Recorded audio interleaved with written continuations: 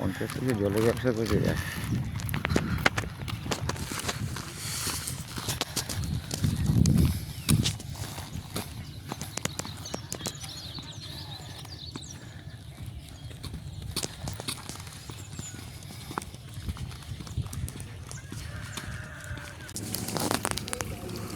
নদীতে মাছ ধরার উদ্দেশ্যে আর সর্বোপরি ছিল বিদ্যা নদী ক্যান্ডি। এখানকার নদী মারার কৌশলে প্রাথমিক স্তরে হিসেবে মৎস্য শিকারের জন্য নেমেছি। এটা ডাঙার দোলছড়া বলা হয়। বিদ্যুৎ প্রাথমিক স্তর থেকে নেমেছি। আমার কোনো নৌকা নেই, কিন্তু আমি সাময়িকভাবে এখানে এসে প্রাথমিক স্তর থেকে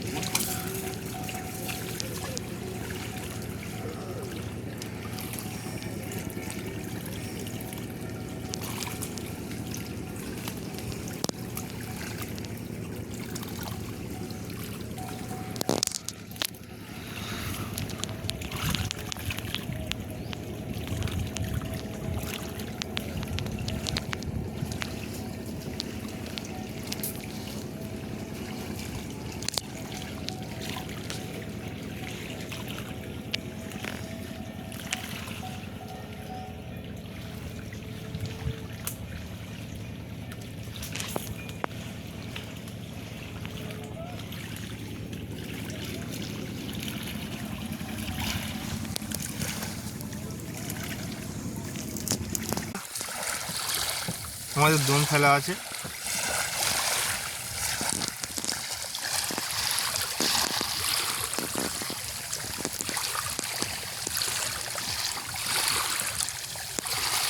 আমরা জায়গাটা একটু পরিবর্তন করেছি। আগে ওই দিকটায় ধরছিলাম, এখন এইখানটায় চলে এসেছি। এখানটা একটু ফাঁকা প্লেস, বেশ সুন্দরভাবে ছড়া যাচ্ছে।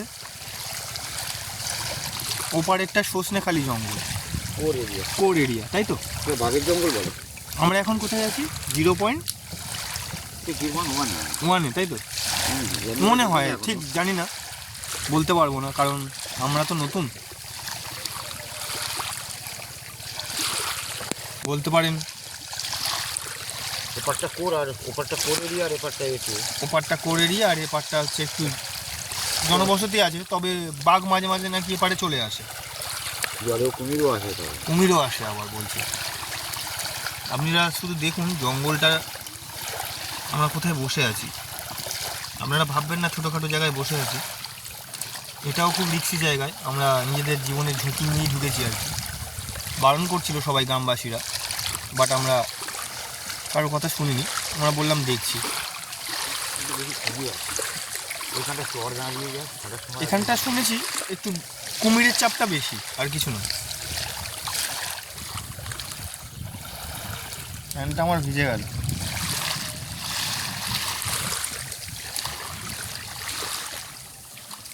দূরে দেখুন দুটো স্টিমার জাতীয় কিছু দাঁড়িয়ে আছে, জানি না। এই যে আমাদের দাদাকে জিজ্ঞাসা করলাম, উনি বললো এই ছাই আরও দুটো আসছে। কোথায়? ওই দিকে। আচ্ছা, ওটা বে অফ বেঙ্গল, তাই তো?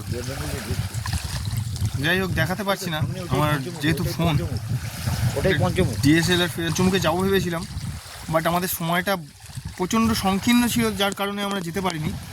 এই যে আমাদের অসীম দা, যিনি আমাকে নিয়ে এসছেন। আমাদের প্রথম ভিডিও এটা, দয়া করে আপনারা একটু সাপোর্ট করবেন।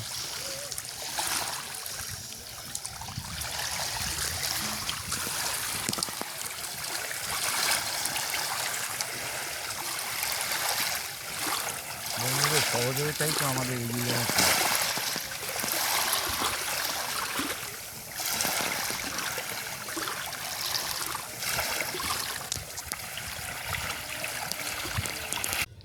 ওই দূরের দিকে ওইগুলো স্টোর টোর হ্যাঁ বেরিয়ে আছে, খাড়িতে বেরিয়েছে, বুঝছিস?